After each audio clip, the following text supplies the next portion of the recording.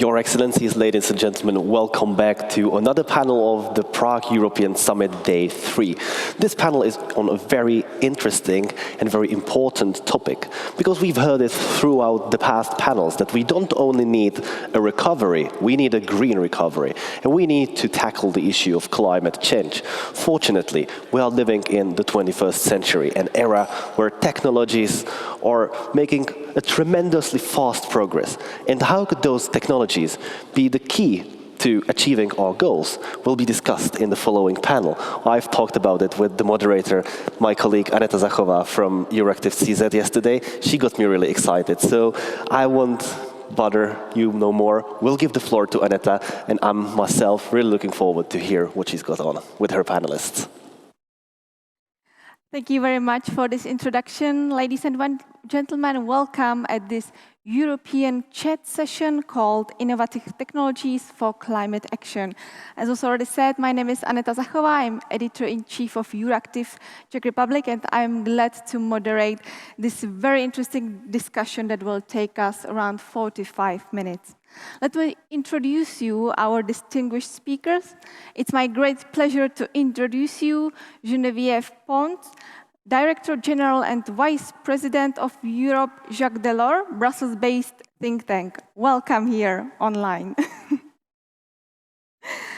Then I am also very happy to welcome here directly in Černín Palace, Arvea Marieni, board member and partner with Brainscapital and sustainability columnist for Brussels Morning. Welcome here. Thank you. Last but not least, let me introduce you Giles Dickson, CEO of WindEurope, representing European wind energy industry. Welcome here. Thank you. In very first and very brief comment from me, my very short thought is that we are in difficult pandemic times, and for me, as an optimist, I'm always looking for something positive, even in this crisis period. And for me, it was really, really interesting to see that innovations and new technologies really are saving lives right now.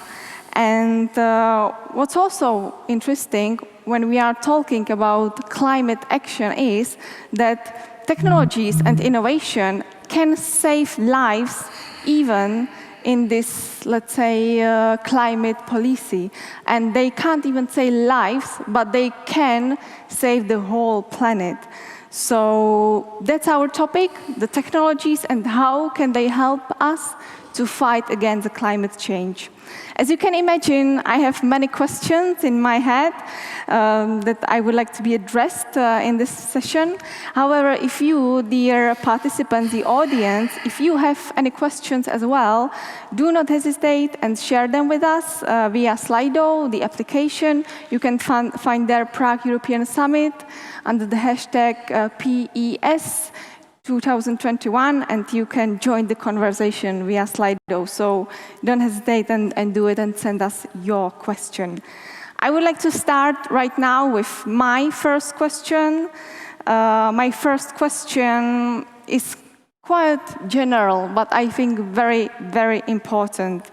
Ms. Pons, how specifically can innovations and new technologies help us to boost, to foster climate action? Please, Ms. Pons, the floor is yours.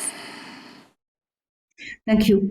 We need absolutely technology if we have to make our carbon neutrality by 2050 a reality. We need to invent and develop new technologies. I am glad that the representative of wind renewable energy is here because it will be part of this big transformation.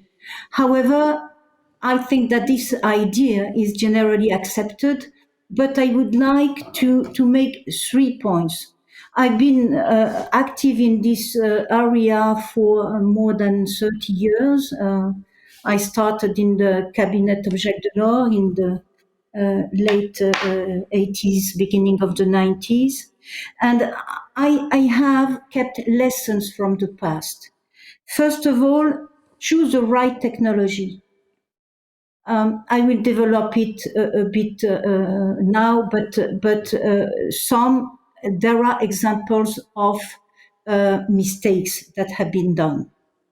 Choose the right technology, take into account the timing question, and finally adopt a systemic approach. Example of technologies that were supposed to be green but were not at all are not rare, unfortunately. I give you one, the so-called biofuels of the first generation.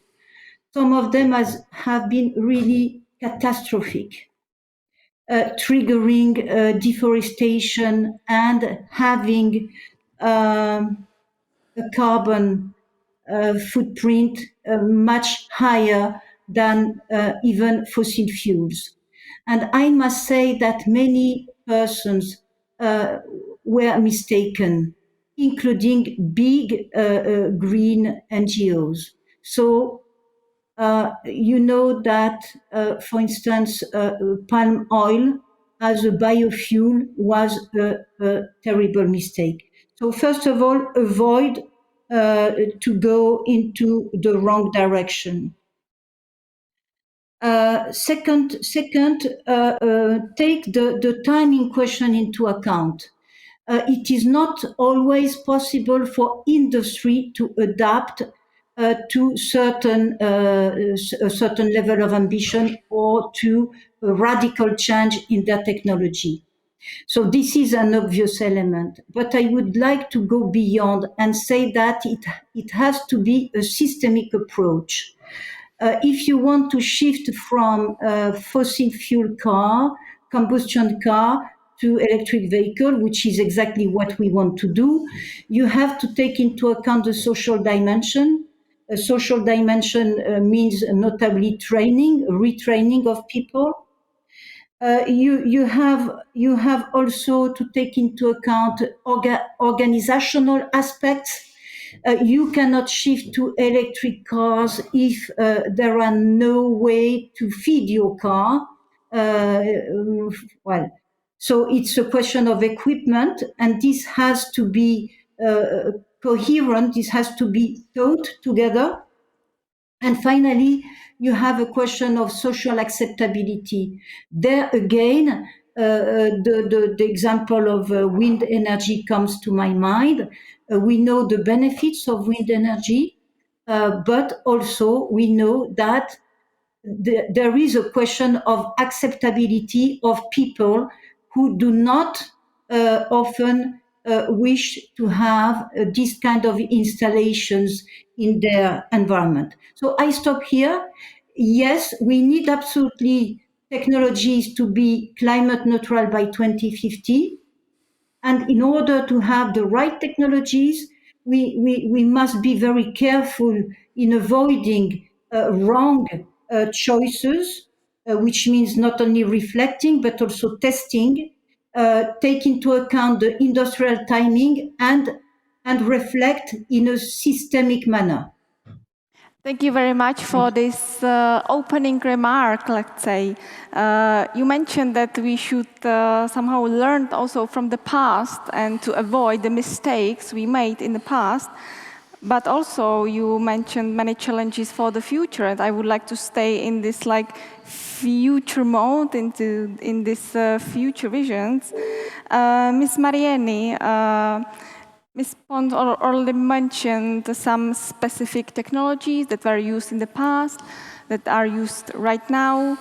Could you name some really specific project or some kind of new technology that, for example, emerged in the past 2-3 years that really somehow is still in your mind because you think that this is the future, this is the technology that can really help us with the climate fight against climate change?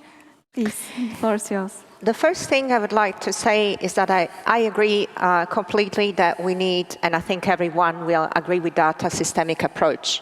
Because unlike the vertical system, which is the traditional energy system, vertical because it's hierarchical, you got one center of production, it's normally a big power plant, fed by, can be coal, can be gas, whatever, and then it's like it distributes into the grid and it doesn't get it back. So it's like monodirectional and this is centralized.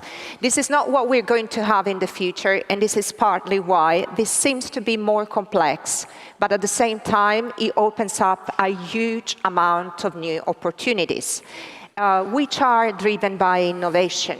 For instance, think that with a smart and intelligent grid and systemic approach, you can become a producer and a seller of energy, of electricity, at the same time as a buyer. And that also works a lot in order to free Europe, because we're talking of Europe, of energy dependency, which is one of the geostrategical elements between any energy politics. And in this part of Europe, we know that very well. We know that very well when we're thinking in terms of geopolitics and relationships with our friends, partners, and rivals. Now, to your question, because I think that visuals and images help, I prepared for you, for the audience, for our friends here, a short video. It's 4 minutes with our vision, with my vision, and a part of a vision, because no only solution will get us where we need to go. So we can please show the video. Can I ask for the video? Are we ready with the video? I hope that there is a video, because...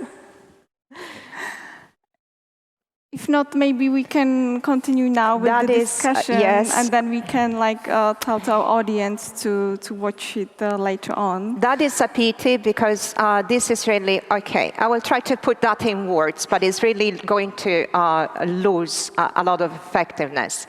Now, we are coming to a point where the solution is renewables. We know, everyone knows that we need to scale up renewables. Scaling up the renewables to cover up the full dimension of the energy demand of Europe is an immense challenge. Why? We are here in Europe consuming, I'm only talking about Europe, 28,000 terawatt per year.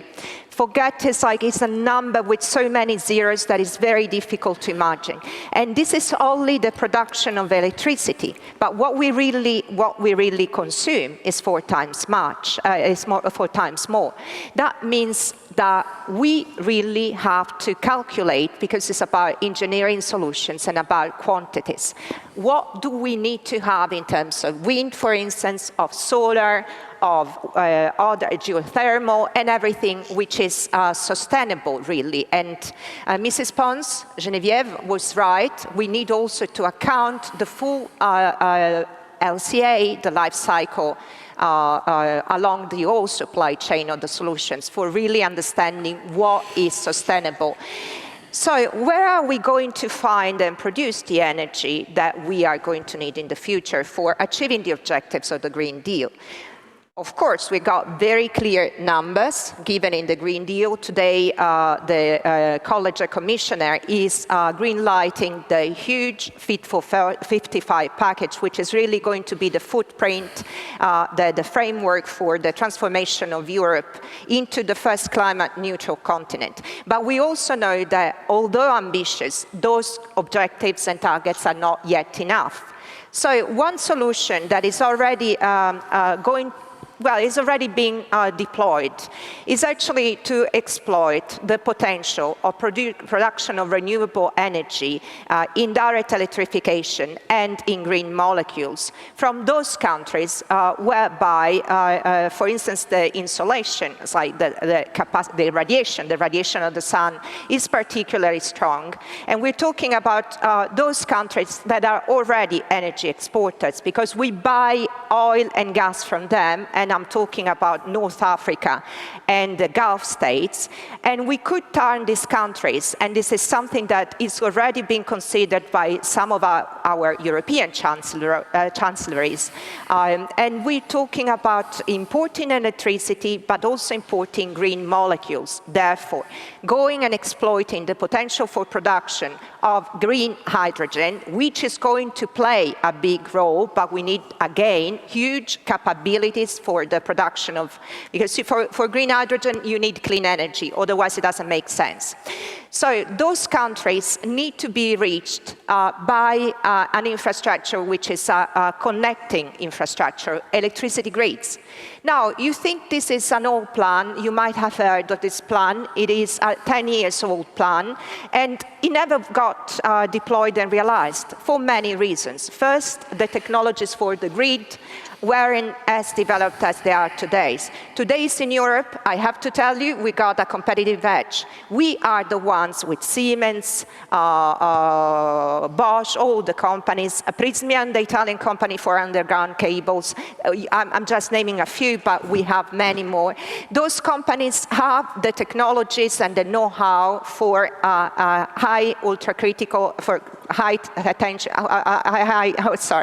voltage direct current transmission and for ultra-critical transmission, supercritical, ultra-high voltage transmission lines. Why do we need these things? Because you know when we are producing electricity in the north of Germany, you got these wind farms, but you need to use electricity in the south or in the west of the country. You need to take the clean electricity there. If you don't, it's like not solving the problem. Thank you. Thank you. We will But continue. I want this video. Okay? Let's continue. You mentioned already the wind energy, and we have here Giles Dickson from WindEurope. Can you tell us, like, wind energy, we know this type of renewable energy. We know it for years. What has changed and what will change in the future? What are the visions for this specific sector that is becoming more and more popular right now? Tell us. Thank you very much, Aneta, and good morning, ladies and gentlemen. Thank you for the good question. So wind is 16% of all of the electricity that we consume in Europe today. The EU wants it to be 1/2 of all of our electricity by 2050. And today's Fit for 55 package that the Commission is tabling right now as we speak sets new targets for the expansion of wind energy in Europe from here to 2030, basically implying we have more than twice as much wind energy by 2030 as we have today. Now, wind is constantly evolving, wind energy technology. When wind energy started, the wind farms were not generating that much electricity. They were not operating at the low wind speeds. Today they can. And you might have noticed this when you drive past wind farms. The blades are rotating more than they used to, and it's because the modern turbines can operate at lower wind speeds. This means that wind farms today have much higher capacity factors than when wind energy started. What's a capacity factor? Well, imagine you've got a power plant and it's operating at full capacity 24/7. That's a 100% capacity factor. No power plant anywhere in the world has a 100% capacity factor. There is always downtime, there is maintenance, repairs, and so on. With onshore wind, when it started, our capacity factors were even below 20%. Today, they are between 30 and 40%. For offshore wind, the capacity factors are now 50%. So it's become a much more stable form of energy production. Another thing that has changed is wind energy is now able to produce electricity and also control the frequency and the voltage of the electricity that it's sending into the system. Now, a lot of people don't appreciate this, but in electricity, it's not just about getting the volumes in the grid. You've got to have a very stable level of frequency and voltage. Otherwise, the system collapses. Now, when wind energy started, it was the coal, it was the gas, it was the nuclear that were providing those frequency control and voltage control services. Now, wind farms can do that as well, because the technology has evolved. And in fact, we can do it at a cheaper cost for the energy system than the thermal guys do it. So that's a good development. Another area where there's been technology development is in the grid, as you say, Arvea. Now we have smart grids. We are able to balance the variable output that we get from wind and solar with more variable demand. This is demand response or demand side management. And it basically means factories that don't have to operate 100% 24/7.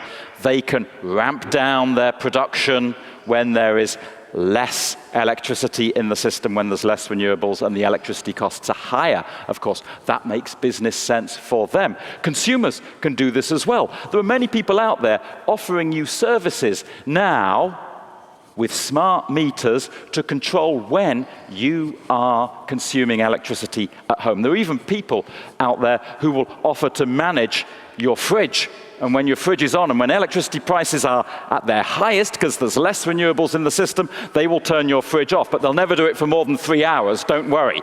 These services are available today. So there's a lot of good things happening. Then in wind, we have new types of wind energy coming online. We already have offshore wind, that's well established, but it's nearly all what we call bottom-fixed offshore wind. We actually pile the foundations into the seabed. Now, we can do that in shallow waters up to 50 meters. That's great. Beyond 50 meters, it has to be floating offshore wind. And this technology is really coming of age now. Europe has the world's 2 only small floating offshore wind farms. We're in the process of developing many more on a much larger scale, and this is a very exciting development. Thank you very much, Mr. Dickson. We could hear from you that many great and new things are already happening, which is like super, super great. And now my question for Mrs. Pons is how to support them more? How to like make them not only some examples that are now already existing, but how to support them in this kind of coherent manner you mentioned in your first contribution. Please, Mrs. Pons. Yes, I will use an example. I am a member of mission Starfish 2030. That is the name that the members of the mission have adopted. It's a mission about the health of ocean, seas, and waters, with very ambitious of restoring this environment by 2030. And the blue economy plays a big role in it. I give you this example because you ask me how. And this notion of mission is already an answer to your question. Mission is something which is extremely ambitious. It takes its name from the moonshot launched by President Kennedy. And it's something that will mobilize people, it will mobilize stakeholders, but it will even mobilize citizens. And it will, at European level, mobilize all the resources, public resources, but also private resources. I am sorry, but I hear an echo. I hope you can fix it. And I will try to continue. So how to succeed? Be very ambitious and be together. I give you examples of what we foresee to do with this mission, Starfish 2030.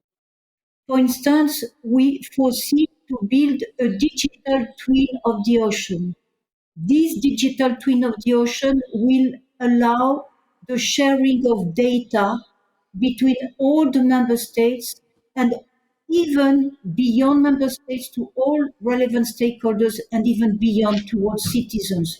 It will be an open source, and we even foresee to have application that will allow citizens to feed this digital twin of the ocean and water. And I do not resist the temptation to give you another example, which is linked with wind. It is to replace the shipping combustion engines by, very simply, wind mobility, and this could represent up to 90% of cutting of CO2 emissions. So I stop here, but I just want to share with you that we have to, if we want to succeed, we have to have a vision, a very ambitious vision, very ambitious objectives, and then put science in it to be sure not to go on the wrong track, and also mobilize people, inspire people, and give them the possibility to be part of the adventure. Because if you just look around and see that our environment and climate are suffering, but that nobody tells you, you can act, you can be part of the fight against climate change. So if you tell people that they can be part of the fight, you will mobilize them. So this is a condition of success. Thank you very much. You mentioned the importance of science, and I think that the future is in cooperation of science with the private sector, with businesses. Ms. Marieni, do you think that this cooperation really works right now in Europe, that really there is sharing of knowledge and sharing of expertise between the European science and the European, let's say, business landscape? Do you think it's really working right now, or what should we do to more enhance it? Okay, that is a question for policy. What I would like to say is that we have basically, and there is an agreement, a consensus, that we have 90% of the technologies that we need to literally achieve the goals that we've given ourselves for 2030 and 2050. The role for science and innovation is to find these missing links that will bridge what we can do now, which is really very much about deploying the technologies and the solutions that we already have. And Giles is right. Wind is, for instance, one of the main pillars for this transition that we are going to have to govern and manage. However, the development of these innovations will be brought about by investments from the public sector, and those are these engaging projects in high risk, low success rate potential, which are really the scope of action of the public, like for instance Horizon projects, forward-looking technologies, where really you don't know if you're going to be successful in developing the solutions that you are looking for and seeking to develop. For instance, the Commission is already and is continuing investing on nuclear fusion. There is this joke about nuclear fusion. We've been looking for nuclear fusion solution for the past 30 years, and every 10 years we would be saying we are close, we're just close, we're looking for the next decade. The reason why we continue doing that is because the potential in the success and the opportunity, in case we would find that solution, would be so mind-changing, system-changing, that would be opening a new area for the whole landscape of energy and dependency.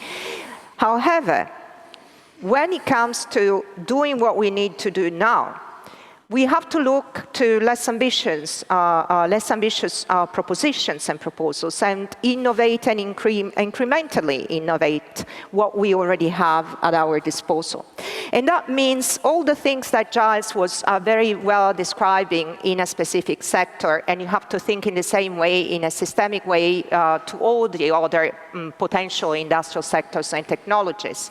That means to focus today, and it was already said yesterday, for instance, on the potential to minimize the raw material usage that we have. Because one of the constraints that we are facing before we can bring back our economic system into operating within the planetary boundaries is not only energy, and energy is thermodynamics, is something you cannot deal with or negotiate with. It's also the resources available on this planet. And when you think that we are consuming every year 100 billion tons of natural resources, materials, then you understand that we are 7.5 over billion people, heading for 10 billion people in 2050, and we don't know how to deal with the limits of this planet. So we have to rethink economy as well to develop, and the wind industry is doing that. They're working a lot on finding recyclability solutions for instance, reducing the content of material for steel. Steel is extremely impactful in terms of energy consumption and CO2 emissions. The steel industry, for instance, produces about 8%, if I'm not wrong, of the total greenhouse gas emissions globally. That means that this is an area where we have to work, because we need steel to do all the things that we need to do, but we need to solve that as well. And there, for instance, an example of innovation.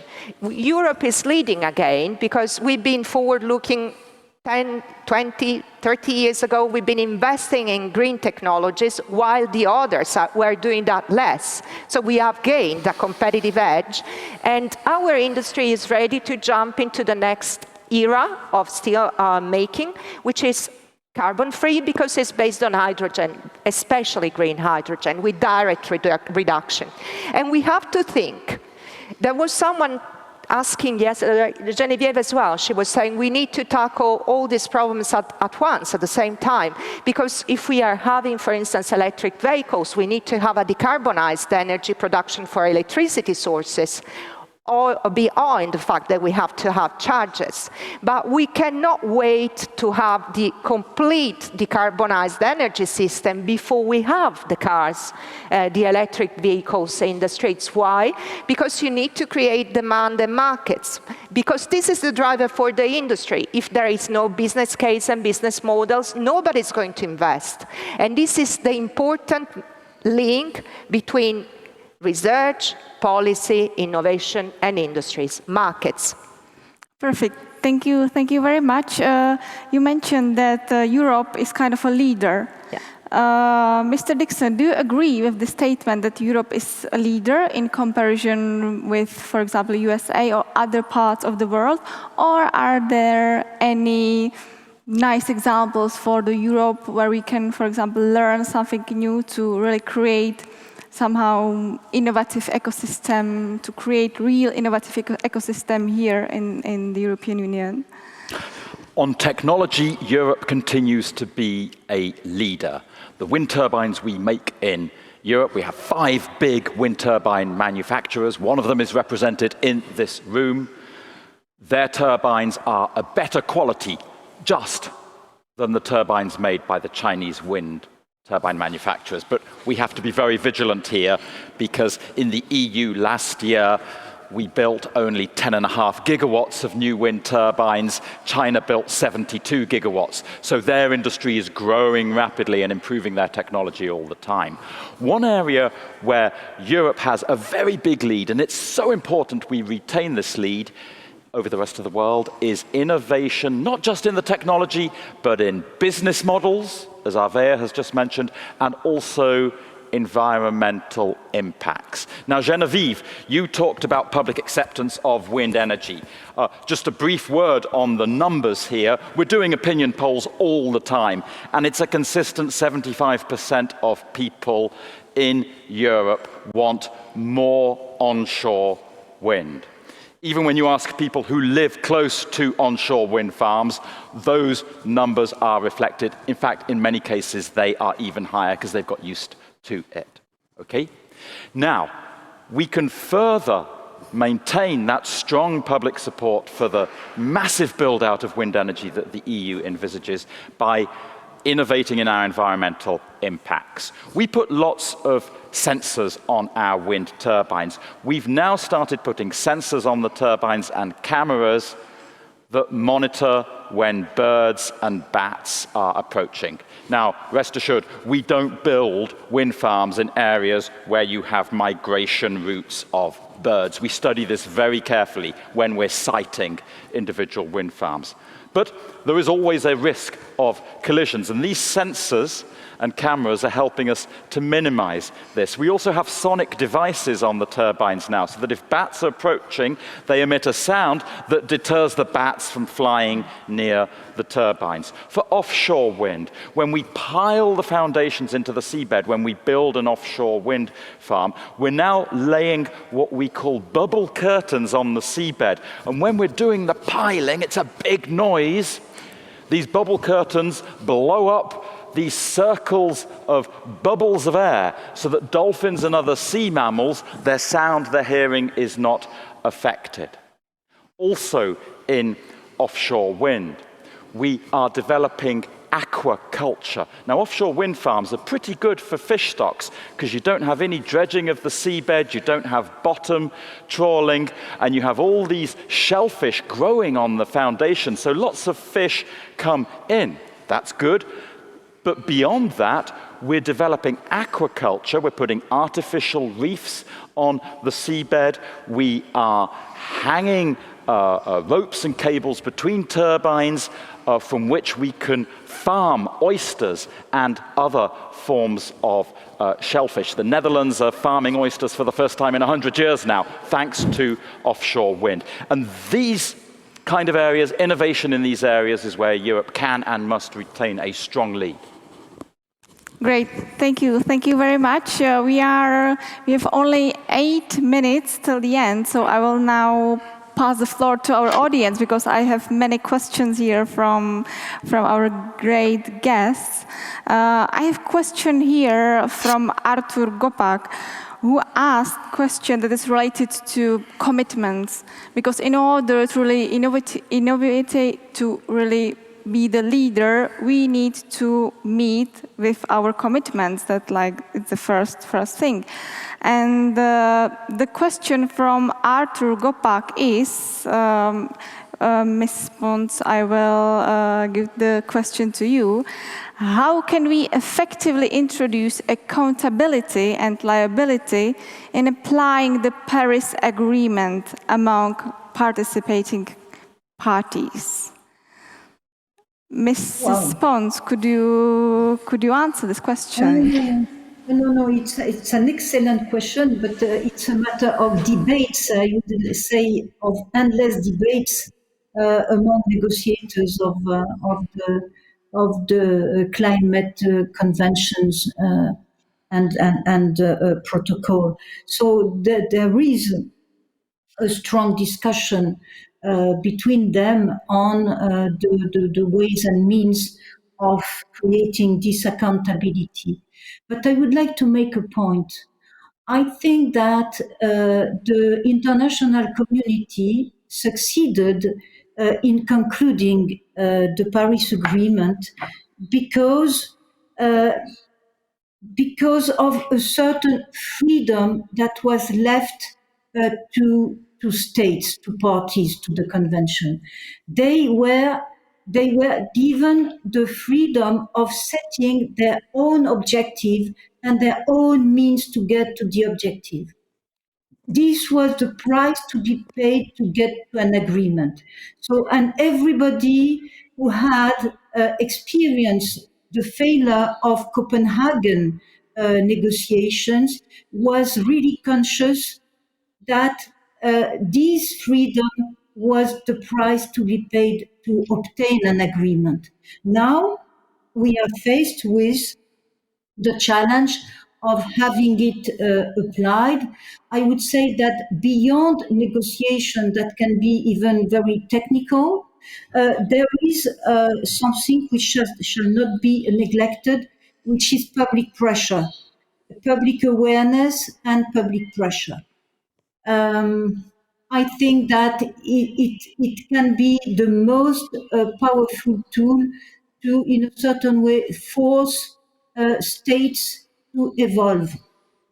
I would like to pay tribute now to the young Greta Thunberg because she did what had to be done. It was right before the pandemic, and we must not forget this movement of the youth, of our youth, and it's a global movement. And I hope it will come back after the pandemic. We need mobilization of everybody to make the Paris Agreement engagement a reality. Thank you. Well, Thank you very much. Ms. Marieni, do you agree what has been said right now? Of course, I don't disagree. She's stating a fact. I think that fortunately we passed beyond Paris, starting from 2019, 2020, for two reasons. 2020 brought about a real change in the international consensus for climate. We went from negotiating interdependent commitments into making unilateral commitments. Europe did it. She was the first. We are leaders in that. China did it in September 2020.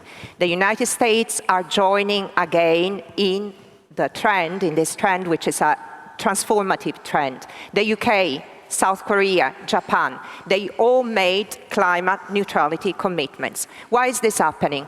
It is happening because in 2018 there was a watershed. First, politicians realized that the science had been telling the truth and that climate change was accelerating to a point that it was becoming visible much earlier than they thought it would be. This generated panic. We have to be true here, and this is a truth that we have to tell to everybody in this room and outside. Second, the younger generation, she's right, brought about a wave of change. They got angry, and rightly so. Now, what we have to do is an industrial transformation. We have exactly known it for 35 years, since when Sundsvall in Sweden, the first IPCC report was presented, telling us exactly in scenarios, more or less what we're seeing today. Heat waves, drought, even in the Czech Republic, Europe, the low level of rivers in our countries is making it very difficult to ship goods, or this is becoming more difficult to load the barges. And 40 million people in Europe within few years could be affected by water scarcity. Topsoil is eroding, and this is an issue with food chains. Climate change is a security, national security threat. And you're concerned very much about migration here, and you're right. Well, last year, in 2017, the World Bank accounted for 68 million climate migrants, which will grow by other additional 143 million by 2050, if I'm not wrong. This is what we're facing, and this is present. It's not for tomorrow. Second thing, we've gone past, we're moving towards climate neutrality. I will answer quoting John Kerry, the climate envoy of the United States. It is not about keeping the pledges made in Paris. It is about doing what is necessary. It's not about promising things. It's about doing them. Thank you. Thank you very much. I have one more question, interesting question, which is related to somehow to the trust of people to renewable sources of energy, because one of our guests is mentioning the issue of Texas, where we saw the frozen wind energy plants.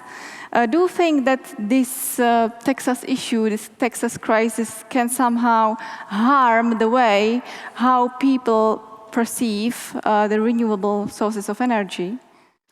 One of the innovations in wind energy in recent years has been that on turbines we now install de-icing, anti-icing equipment. This is standard practice now across Europe. They'd never done that in Texas. And who can blame them? Because Texas is usually pretty hot. Yeah, and it was a freak winter for them. What happened in Texas could not happen in Europe. I agree with everything you've just said on the global issues, Arvea, and with what Geneviève has said. But you said something earlier on a global issue which I disagree with, Arvea. You suggested that Europe could and should be importing renewable hydrogen from the Gulf states. Now let's just get this in perspective. Decarbonization means electrifying our energy system. Electricity is only 1/4 of our energy today. It needs to be 3/4. And that's 75% it breaks down, 57% direct electrification of transport, heating, and industry, and 18% indirect electrification using renewable electricity, converting it into hydrogen and its derivatives. All of this 75% should be made in Europe as far as possible. This is part of the politics around the energy transition, that we make the transition in Europe, that we generate investments, jobs, and growth in Europe, not in the Gulf states. There may be a case for importing renewable hydrogen from some of Europe's immediate neighbors, such as Ukraine and Morocco, countries that need and deserve investments that are on Europe's doorsteps, but we don't see the case for importing renewable hydrogen from countries as far afield as the Gulf. I know that we don't have time. Very sweet. Very yes, fast. very Okay, fast. first, I don't disagree. Direct electrification is the way to go as far as possible and as much as possible. We got our resource problems in terms of materials in Europe. To do, for instance, solar photovoltaic in Italy, you would need, I don't remember what percentage of the land that we have available. The Sahara, and I'm not talking only about the Gulf, we're talking about Morocco, Tunisia, and there are already interconnects, is a place where you can do that without affecting environment and biodiversity, and with potential even positive effect. Regarding the geopolitical question, yeah, of course we're right, and you are right, we should be able to be independent as much as possible. But we also have to remember that if we don't integrate our neighbors, every neighbor, into the energy transition and the Green Deal, they will fight against it. And the Green Deal has got many enemies for many reasons, and this is human, that's okay, we need a transition, it's a revolution. We need to create consensus. That means that these countries must be given an opportunity to contribute. Thank you very much. I'm very sorry, but we have to finish our discussion right now. I would like to thank to all our speakers. It was really great to listen to your ideas, to listen to your visions, especially for me as a journalist. It's great to have the possibility to chat with people like you.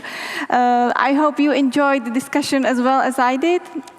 Thank you for your attention, and I hope you will stay with us for the next sessions of the Prague European Summit. And now I will pass the floor to my great colleague, Jan Palička. Thank you very much. Thank you so much, Aneta, as well. Thank you for moderating the wonderful panel. Thanks to our guests for sharing their ideas and their perspectives.